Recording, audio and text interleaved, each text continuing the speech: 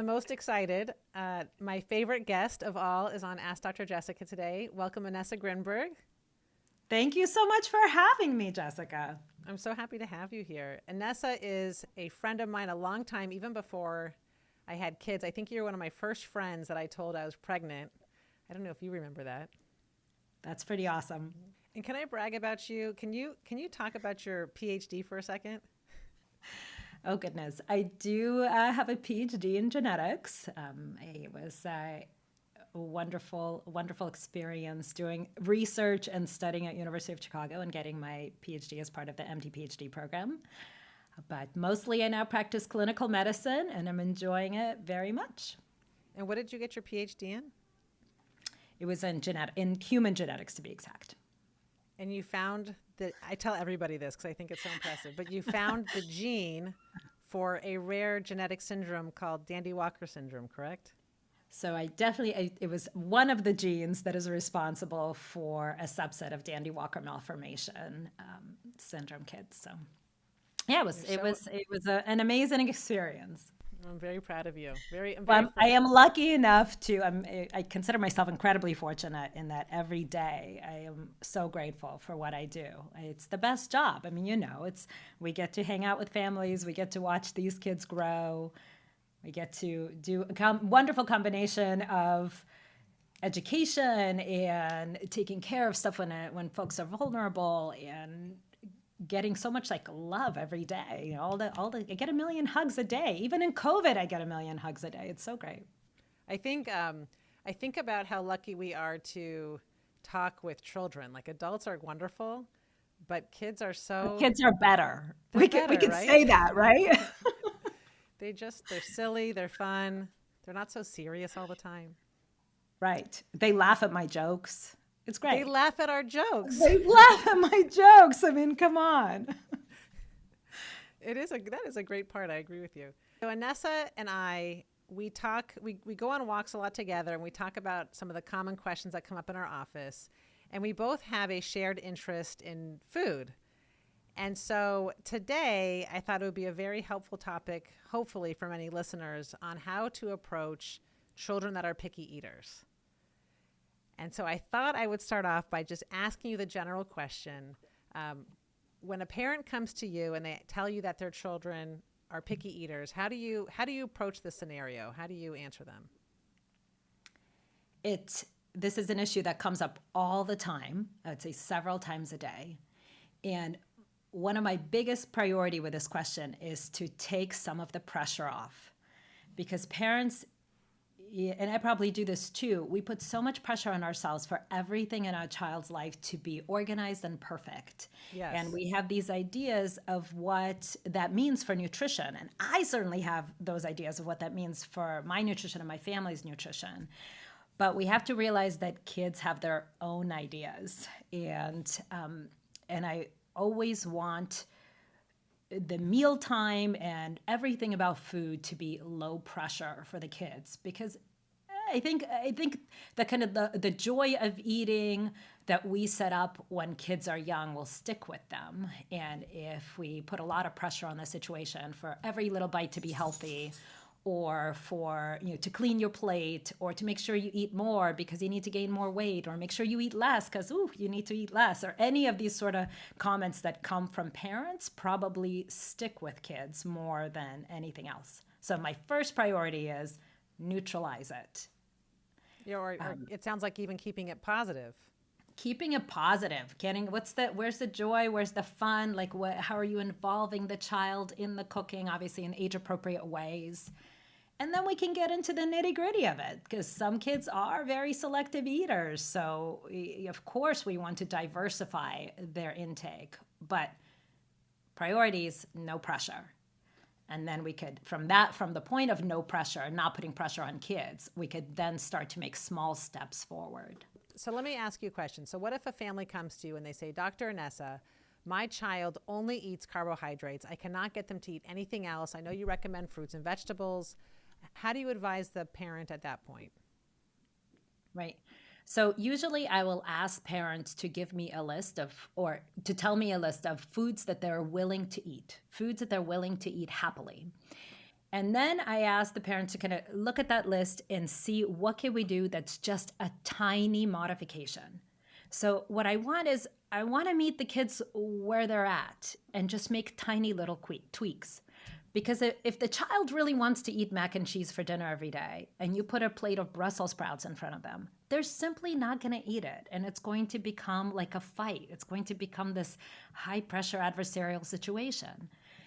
But if they want to eat mac and cheese every day and you take just 1 teaspoon of like rice cauliflower or 1 teaspoon of maybe scrambled tofu or something that has a little protein, a little fat, a little veggie in it, and just add it into their mac and cheese, well, they might eat it just fine. If you end up putting 3 teaspoons or 5 teaspoons, they're going to say, no way, get away from me. But making tiny modifications that just kind of start to get their taste buds used to the taste and get the parents to start to feel a little less, I guess, guilty about it.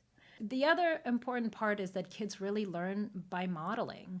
And if we want our kids to eat well, we have to eat a very diverse kind of a varied diet. So if the kid insists on having only mac and cheese, but the parent has some fish and broccoli and potatoes on their plate, the kid is more likely to reach into the parent's plate and maybe take a nibble or get curious about it.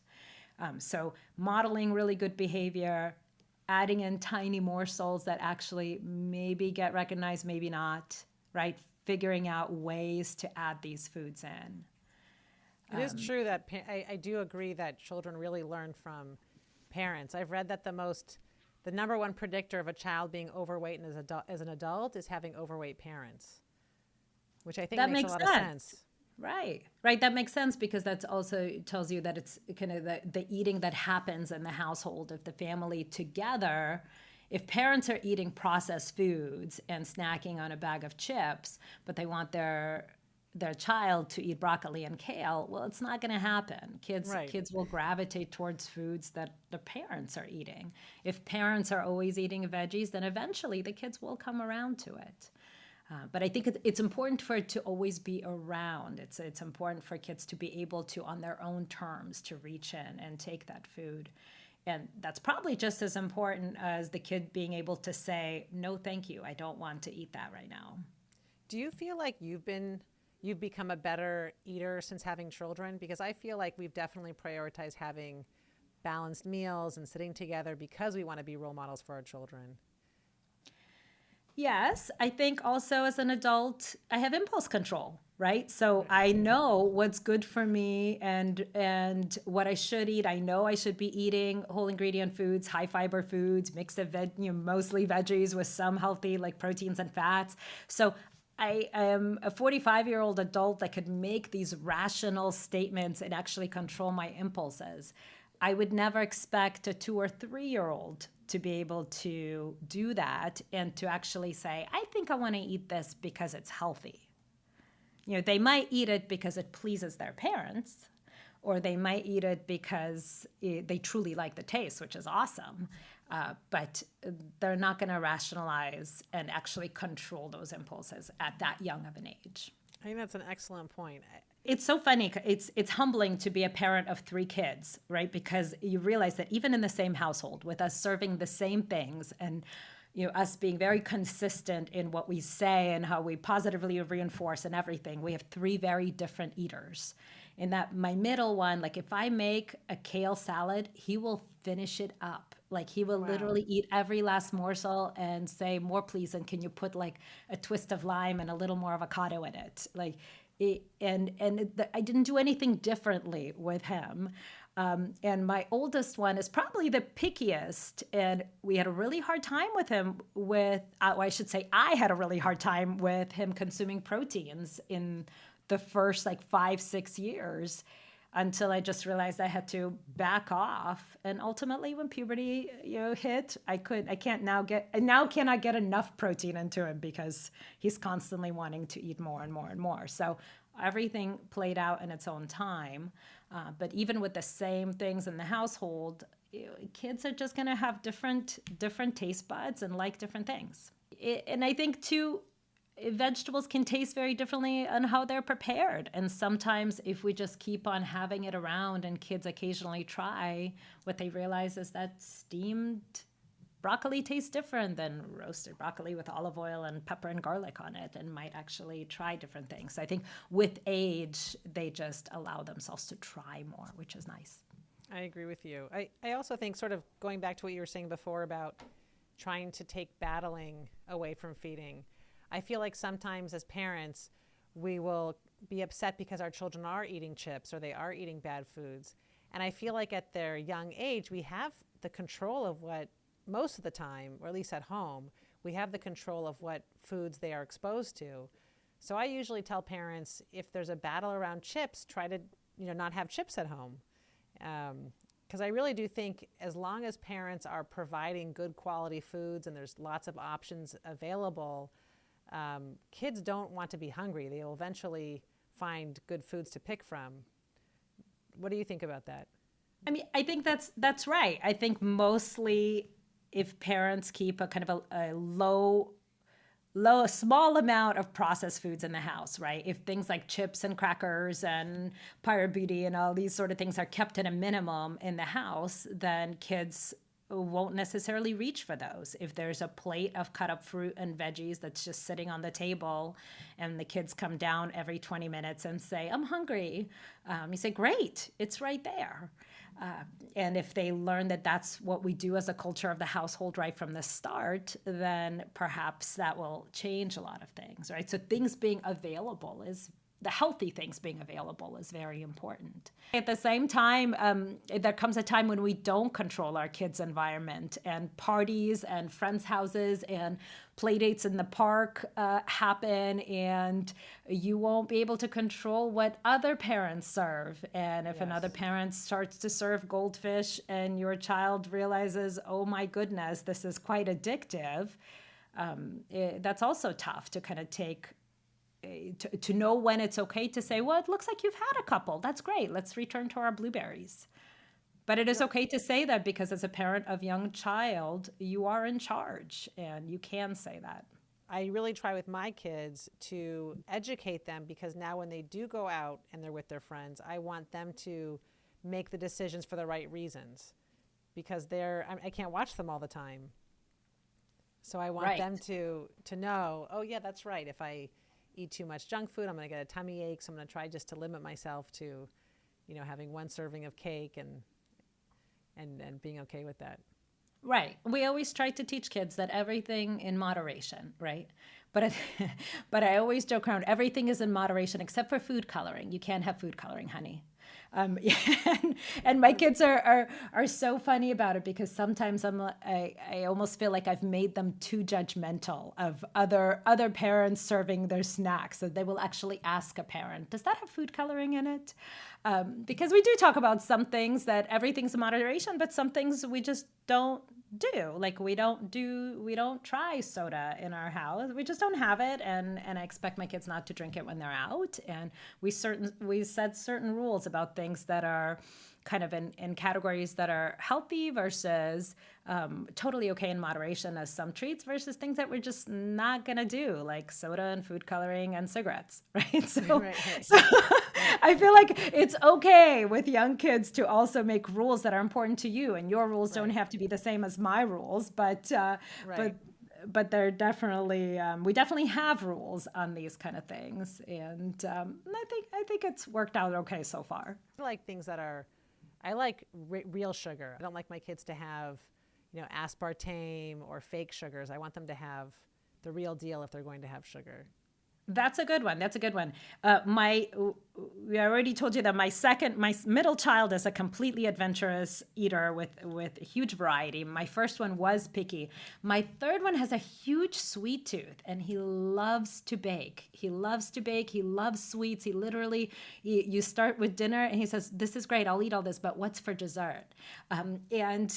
And at first it was hard, because what I want to say is, well, we don't have to have dessert every night, or dessert is not actually a food group. We don't need to have it. But it seemed very punitive. Like he really just enjoys like a baked good. So I changed my thinking about it. So instead of saying, no, we don't have desserts every night, we say, great, what should we make? Because stuff that we make at home is always going to be healthier than stuff that we buy. And we talk about what kind of thing can we make that has the least ingredients. So we could make our banana oats vanilla egg cookies, and they're delicious, right? With a little, I guess, cinnamon. So I guess five ingredient cookies.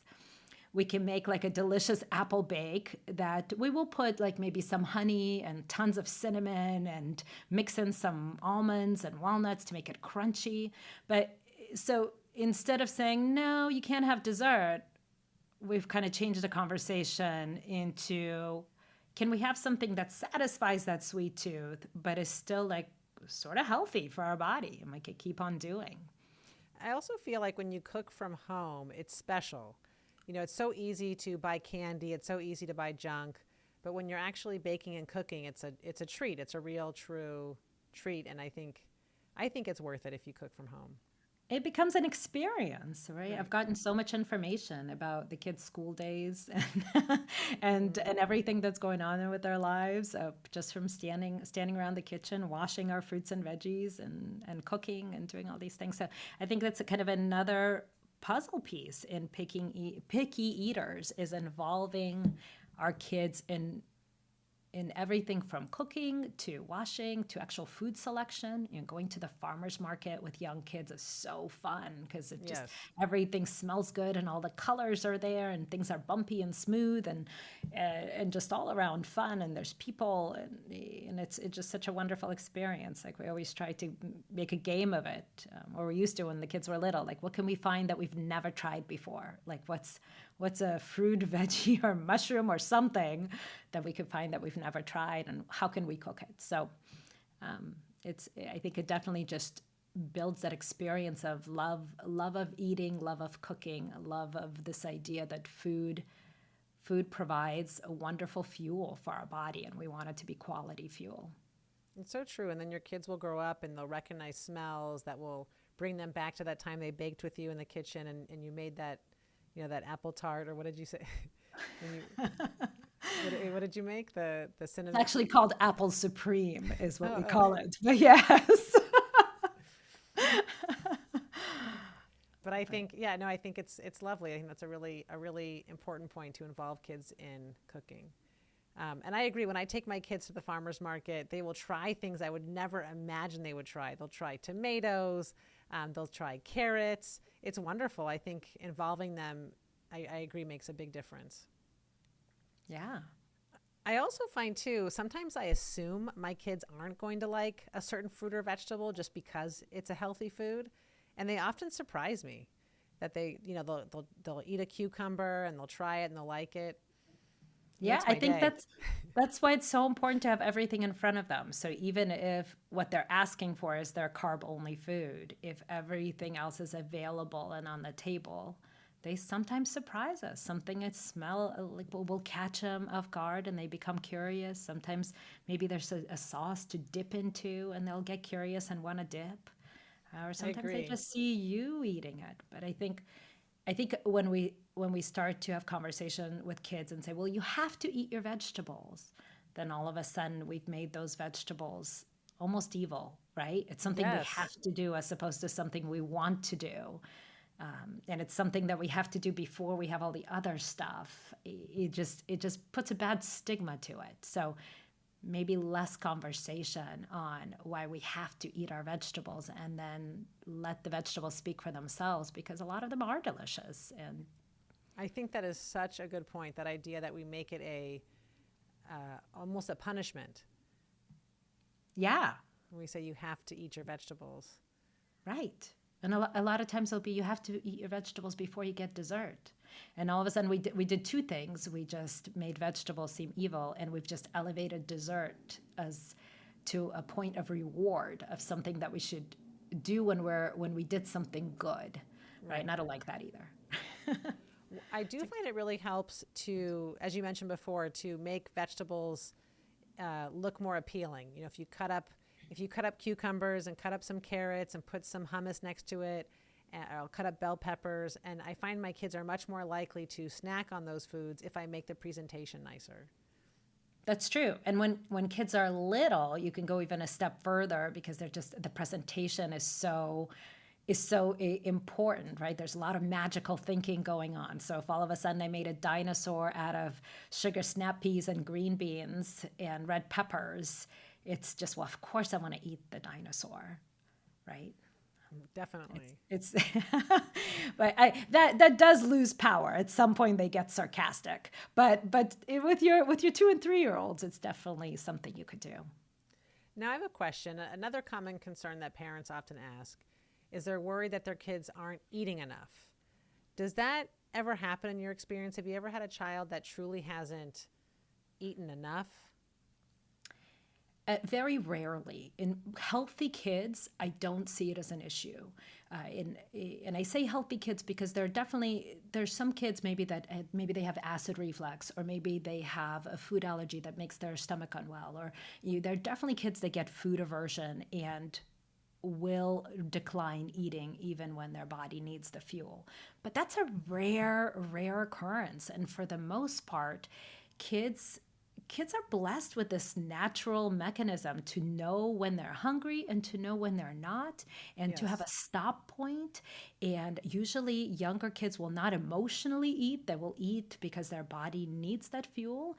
And that's why you see sometimes parents will tell me they will not eat for or eat a small amount for 3 days in a row, and then they eat me out of my house and home, right? How many times a week do you hear that? All the time. Right. And it's because they probably go through growth spurts and growth lulls, and their amount that they're eating is determined by their metabolism and what their body needs. And I think as we grow and as we become adults, we lose that, which is very unfortunate.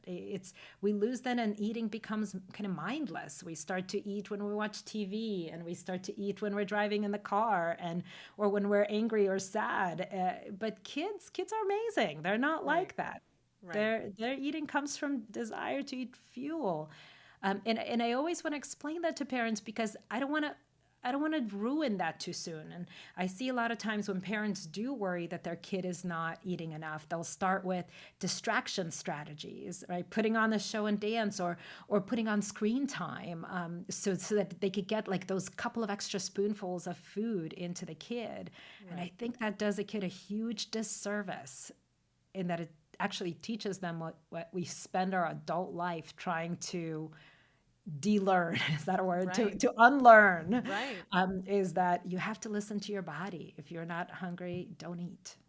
Now, I'm thinking of a couple things from what you just said. One is, I agree. I think kids will really eat when they're hungry. As long as we provide them food, they're so good about listening to their bodies and truly eating when they feel the need to eat. And I wish adults were more like that. I really think if we tuned into our hunger cues more often, we would all benefit. So again, I think we can learn a lot from kids in that regard. We definitely can. I feel like we're teaching kids bad habits when just to see them eat, just because we want to see them eat, we put TV on just to trick them into eating. And as to your point before, how feeding really, the joy of feeding is having the experience and doing it together and, having joy of eating. I really think it takes that away. It makes it more mindless, right? Right, absolutely. And I love what you just said in that last sentence, the experience, the eating together, the conversations around dinner time, which provides a different kind of fuel for kids, right? So not just the calories, but also the mind growth of listening to each other, talking about your day, making jokes about your day. And even when your kids are little, you think well, they're 3, they're not really getting it, but they're listening. They're hearing about your day. They're seeing different emotions as you speak to each other. There's more to dinner time than just eating. And definitely kind of making that dinner time distracted eating really, really takes a lot of that away. Right. I agree. I mean, one of my favorite things to do as an adult is to have a good meal with people I enjoy having conversations with. So why not teach kids that from a young age? I know that's like pure happiness, right? Sitting around good food and with awesome people and talking. What could be better? I agree with you. um, so, okay, now some other common questions that I hear from parents with toddlers.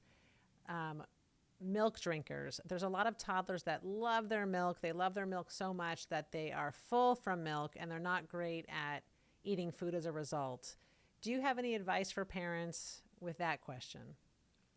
That's a really good question. I think milk is great, but I think you definitely get diminishing returns when it's too much.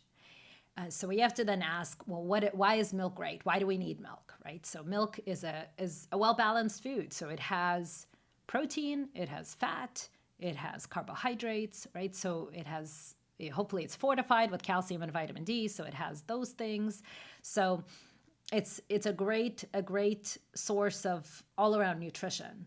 But once you drink too much milk, then first of all you're not hungry for other foods, so you don't get all those other nutrients and minerals from a varied diet. But too much milk can also stop iron absorption, which we with children especially need to get from their meats and green leafy vegetables and seeds and nuts and beans and all those things. So I definitely don't love it when kids have milk with every meal. And I definitely encourage parents of toddlers and younger kids to, for the most part, separate milk away from the meals. So in younger kids, that usually means that kids are, toddlers in the kind of between 1 and 2 years of age. I like it when they have milk 2 to 3 times a day, but not with dinner or lunchtime. Maybe with breakfast and maybe as kind of a snack before bed, but trying not to do it at a time when we eat all of our other foods, to make sure that we have room for other nutrients and to make sure that we're absorbing all those other nutrients as well. That makes sense. I think I like the principle of having a balance in your diet. That's right. I think too much of a good thing, right, is never great. Right, right, right. Except for apple supreme. Except for Apple Supreme. As I said that, I was like, except for so many things. Now, what about on the flip side? What if a parent says their children do not drink any milk? Do you think that's okay? I think that's okay too. So we just talked about what do we get out of milk, right? So it's a well-balanced food, and I like it that we get protein, fat, and carbohydrates. But there's lots of other ways to get protein, fat, and carbohydrates. It just means that the parent has to be a little more mindful of where does the protein come from? Where does the fat come from in my child's diet? Carbohydrate, there's so many. Kids eat generally tend to eat a lot of carbs. So it's being more mindful about what are we eating instead. And then Right. there's the kind of calcium and vitamin D. And calcium is available in lots of different foods. Everything from almonds to dark leafy greens to cheese and yogurt will have calcium in it. I think vitamin D is harder to come by. So for vitamin D, if a child doesn't drink, let's say maybe 12, 15 ounces of milk per day, I usually will recommend starting the child on a vitamin D just to make sure that we are keeping our bones strong, we're keeping our immunity good, and all the other things that vitamin D is good for. I would say too, with regards to kids that don't have cow's milk, I have a lot of vegan patients. I'm sure you do too. And those kids seem Yeah. to be flourishing, I think, as long as parents are mindful to get calcium from other sources, like you mentioned, get their protein, get their fats, their vitamins. And I see those kids do very well. That's right. I think all of this is you can get. I don't think there's any one food that's an absolute essential. I think there's a lot of overlap in nutrition. There's a lot of different foods that serve the same purpose. We just have to make sure that we kind of harvest that and are mindful over it. Right. One thing I kind of worry about is that there's so much pressure on parents to be perfect, to feed their children perfectly. And I think, I mean, as important as food is, because I really do believe it is so important for health and longevity and feeling good, there is a piece of me too that knows when I was a kid, I had plenty of Taco Bell and Carl's Jr., and I'm still here to talk about it. I'm still here to tell the tale. I love it. I love Right? it.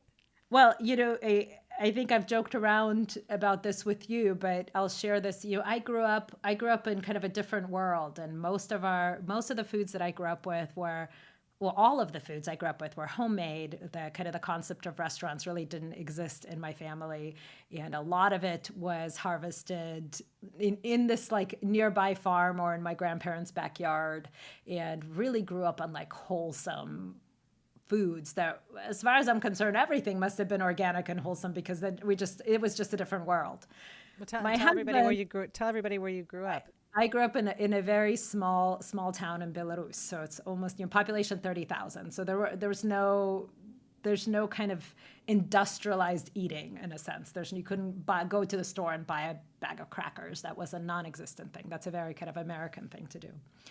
My husband grew up, in Midwest, and with a Stouffer's factory in town, and pretty much a solid diet of like Stouffer's and Twinkies and Little Debbie desserts.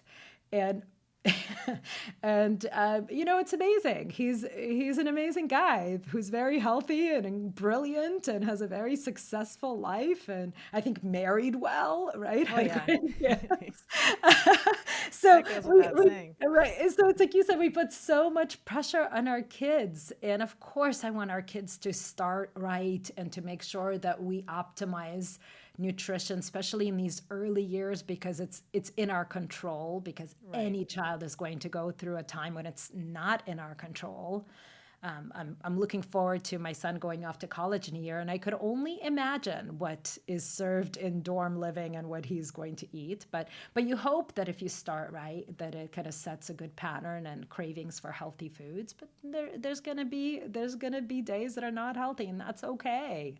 And it's Absolutely. okay if every day there's some snacks that are maybe not optimized. I think if for the most part you pay attention, and for the most part you try to get like whole food ingredients, then I think everything will be okay. I agree with you. I think finding that balance where parents, we make an effort, we put out good foods, we try to cook with them, we try to cook from home, but that we don't have to be perfect. That's right. That's right. And I would even go further and say, maybe perhaps this is selfish because I'm an adult and I'm thinking about my own nutrition all the time. But I think it's actually really important for adults to watch what they're eating and to monitor it, because we have a lot more risk factors where we are in life, in our 40s and 50s, and I think it is important to kind of really pay attention and eat a heavy veggie diet, right? Heavy veggie, heavy fiber diet.